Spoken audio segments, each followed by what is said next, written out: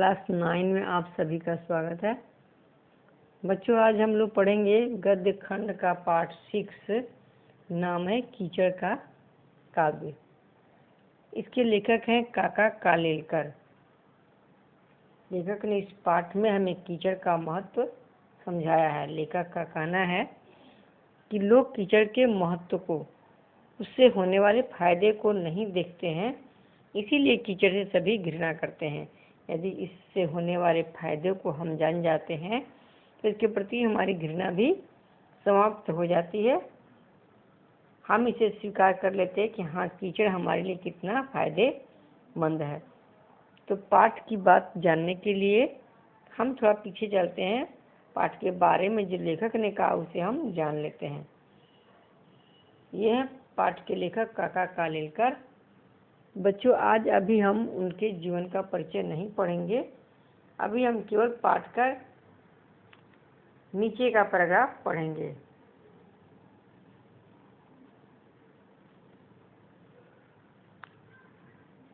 सबसे निचला पैराग्राफ आप देखेंगे। एक हिंदी तरभाषी लेखक द्वारा मूलतः हिंदी में लिखे इस ललित निबंध कीचड़ का काव्य में काका ने कीचड़ की उपयोगिता का काव्यात्मक शैली में बखान किया है। काव्यात्मक माने काव्यात्मक यानी कविता जैसी शैली यानी तरीके से बखान किया है।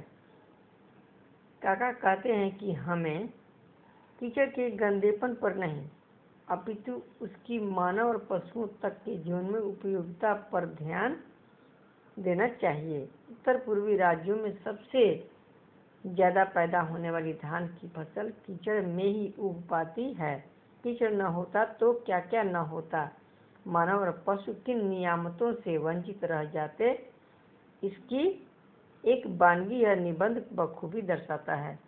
यानी कीचड़ से क्या क्या फायदा होता है, मनुष्य और पशु दोनों को कौन कौन सी चीज़ें मिलती हैं, इसका यह निबंध हमें वर्णन कराता है, बताता है। कीचड़ हेय नहीं श्रद्धेय है। हेय नहीं होता है घृणा करने लायक, और श्रद्धेय यानी श्रद्धा करने लायक। तो लेखक का कहना है कि कीचड़ घृणा करने लायक नहीं है, श्रद्धा करने लायक है। यह लेखक ही नहीं, पाठक भी स्वीकारता है। यानी केवल लेखक ही नहीं कहते हैं, यह बात पढ़ने वाले पाठक भी स्वीकार करते हैं। तो हम भी पढ़ लेंगे तो हम भी जानेंगे कि हाँ, सचमुच कीचड़ कितना फायदेमंद है, हमें घृणा नहीं करना चाहिए। तो चलिए अब पाठ में चलते हैं।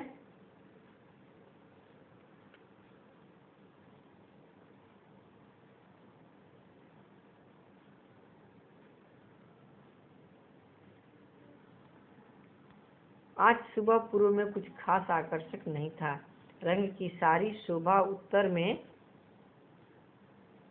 जमी थी। उस दिशा में तो लाल रंग ने आज कमाल ही कर दिया था, परंतु बहुत ही थोड़े समय के लिए। स्वयं पूर्व दिशा ही जहाँ पूरी रंगी न गई हो, वहाँ उत्तर दिशा कर के भी कितने नखरे कर सकती। देखते देखते वहाँ के बादल श्वेत पूनी जैसे हो गए और यथाक्रम दिन का आरंभ ही हो गया।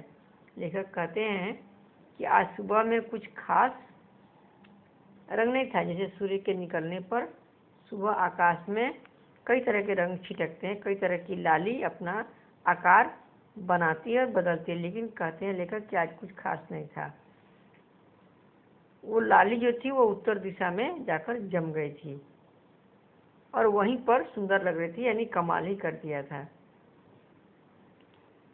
इसका एक प्रश्न भी है कि आज लाल रंग ने क्या कर दिया था, तो हम बताएंगे कमाल ही कर दिया था, लेकिन बहुत थोड़े समय के लिए की थी। ये कमाल जो था उत्तर दिशा में लाली जो थी बहुत थोड़े समय के लिए थी, यानी थोड़े समय के लिए अच्छा लगा। लेखक का कहना कि जब खुद जहाँ सूर्य निकलता है, जहाँ होना चाहिए था कमाल पूर्व दिशा में, वहाँ कुछ नहीं हुआ, तो उत्तर दिशा कितना भी मेहनत करेगी कर के भी कितने नखरे कर सकते हैं। उत्तर दिशा कितना भी मेहनत करेगी, कितना कोशिश करेगी, ज़्यादा देर तक तो उधर आकाश में कोई रंग ज़्यादा नहीं छिटक सकती है, कोई रंग ज़्यादा देर नहीं टिक सकता है, ज़्यादा सुंदरता आसमान की नहीं बढ़ सकती है। ये सब तो खास तौर से पूरब में होना चाहिए था जहाँ सूरज निकलता है, इसीलिए बहुत थोड़े समय में ही वो सब क्या हो गया, श्वेत पुनी की तरह, देखते देखते श्वेत बादल, बादल, वहाँ के बादल श्वेत पुनी जैसे हो गए। श्वेत यानी होता है बच्चों उजला, और पुनी होता है रुई की बत्ती, वो बत्ती जिसे चरखे में सूत काटने के प्रयोग में आता है, उस बत्ती को पुनी कहते हैं, दूसरी बत्ती को नहीं। तो श्वेत पुनी जैसे रुई की मोटी मोटी बत्ती कहेंगे, मोटी बत्ती जैसी वहाँ की सुंदरता हो गई, वहाँ की रंगत हो गई। और यथाक्रम यानी जैसे हर दिन दिन की शुरुआत होती है, दिन का आरंभ होता है, वैसे हो गया। हम आकाश का वर्णन करते हैं, पृथ्वी का वर्णन करते हैं, जलाशयों का वर्णन करते हैं, पर कीचड़ का वर्णन कभी किसी ने किया है? कीचड़ में पैर डालना कोई पसंद नहीं करता। कीचड़ शरीर गंदा होता है, कपड़े मैले हो जाते हैं, अपने शरीर पर कीचड़ उड़े या किसी को भी अच्छा नहीं लगता, और इसीलिए कीचड़ के लिए किसी को सहानुभूति नहीं होती। यह सब यथार्थ है। लेखक का कहना है कि हम सभी चीज़ का वर्णन करते हैं, अपनी कविताओं में, कहानियों में, नाटकों में आकाश का वर्णन करते हैं, पृथ्वी का करते हैं, जलाशय यानी तालाब का करते हैं, पहाड़, नदी, झरना आदि का करते हैं, लेकिन कोई कभी किसी ने कीचड़ का वर्णन नहीं किया है, और करेगा भी क्यों? कीचड़ का रंग, कीचड़ का कपड़े पर पड़ना, कीचड़ का शरीर पर उड़ना किसी को पसंद होता ही नहीं है, तो क्यों उसका वर्णन करेगा? उसमें कीचड़ का कोई गुण दिखाई नहीं देता है, इसीलिए कोई उसे पसंद नहीं करता है, उसके प्रति अच्छी भावना नहीं बनती है, और यह सही भी है। किंतु तटस्थता से सोचें तो हम देखें कीचड़ में कुछ कम सुंदर है। लेखक का मानना है कि लेकिन अस्थिर से हम दिमाग लगाकर सोचें तो देखें कि उसमें भी सुंदरता बहुत अधिक है। पहले तो यह कि कीचड़ का रंग बहुत सुंदर है। पुस्तकों के गत्तों पर या पुस्तक के ऊपरी जो पन्ना होता है उस पर, घरों की दीवारों पर अथवा शरीर पर के कीमती कपड़ों के लिए हम सब कीचड़ के जैसे रंग पसंद करते हैं, यानी हम लोग ग्रे कलर पसंद करते। ग्रे क्या है? मटमैला, यानी मिट्टी के रंग का, कीचड़ के रंग का। कीचड़ भी वैसा ही भूरा भूरा सा होता है। तो लेखक का कहना है कि अगर अधिक जानकार लोग हैं और कीमती कपड़े हम देखते हैं तो उसमें ये कीचड़ का रंग ही हम पसंद करते हैं। किताब के ऊपरी पन्ने पर भी, दीवारों पर भी हम कीचड़ का रंग ही पसंद करते हैं। तो फिर कैसे नहीं सुंदर है? कलाभिज्ञ लोगों को भट्टी में पकाए हुए मिट्टी के बर्तनों के लिए यही रंग बहुत पसंद है, यानी जो कला के जानकार हैं, असली ज्ञानी हैं, उन्हें मिट्टी का जो बर्तन है पकाया हुआ, उसका भी यही रंग पसंद है। फोटो लेते समय यदि उसमें कीचड़ का एकाध ठिकरे का रंग आ जाए तो वार्म टोन का कर विज्ञ लोग खुश हो जाते हैं। यानी यदि फोटो कहीं ले रहे हैं उसमें कीचड़ का रंग आ जाए तो वे उसे नेचुरल कलर यानी प्राकृतिक कलर का कर, उसको वार्म टोन का कर वे काफ़ी खुश हो जाते हैं। पर लोग कीचड़ का नाम लेते ही सब बिगड़ जाता है। लेकिन लीजिए, जैसे कीचड़ सुन लिया कि पैर में लग गया, वहाँ कीचड़ है, वहाँ कपड़े पर लग गया, तो सभी कुछ क्या होता है, यानी बिगड़ जाता है, यानी मन खराब हो जाता है। नदी किनारे जब कीचड़ सूख कर उसके टुकड़े हो जाते हैं तब वे कितने सुंदर दिखते हैं। ज़्यादा गर्मी से जब उन्हीं टुकड़ों में दरारें पड़ती हैं और वे टेढ़े हो जाते हैं तब सुखाए हुए खोपरे जैसे दिख पड़ते हैं।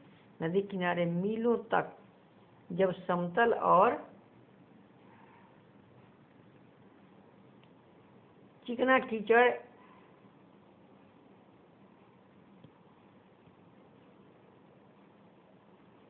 एक साथ फैला होता है तब वह दृश्य कुछ कम खूबसूरत नहीं होता है। इस कीचड़ का पृष्ठभाग कुछ सूख जाने पर उस पर बगुले और अन्य छोटे बड़े पक्षी चलते हैं। तब तीन नाखून आगे और अंगूठा पीछे, ऐसे उनके पदचिन्ह मध्य एशिया के रास्ते की तरह दूर दूर तक अंकित देख इसी रास्ते पर अपना कारवां ले जाने की इच्छा हमें होती है।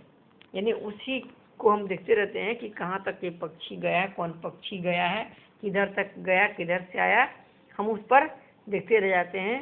मध्य एशिया का लगता है कि उसमें मध्य एशिया के मैप में रास्ता बना हुआ है। लेखक के कहने का मतलब है कि कीचड़ जब गर्मी पड़ती है सूख जाते हैं, उसमें पपड़े पपड़े टुकड़े टुकड़े बन जाते हैं, टुकड़े टेढ़े मेढ़े, तो लगता है कि खपड़े के टुकड़े हैं। और जब पूरी तरह बराबर चिकना होकर के सूखा हुआ फैला रहता है, कुछ गीलापन में जब कोई पक्षी उस पर चले होते हैं तो उनके 3 नाखून आगे और पीछे के देखकर हम पता लगा लेते हैं कि कौन से पक्षी चले हैं और किधर गए हैं। हम उनका दूर दूर तक देखते रहते हैं। धन्यवाद बच्चों, आप भी पढ़िए और इसका शब्दार्थ याद कर लीजिए। सेकंड पेज का सेकंड पैराग्राफ हम लोग को दूसरे दिन पढ़ना है। आज इतना ही।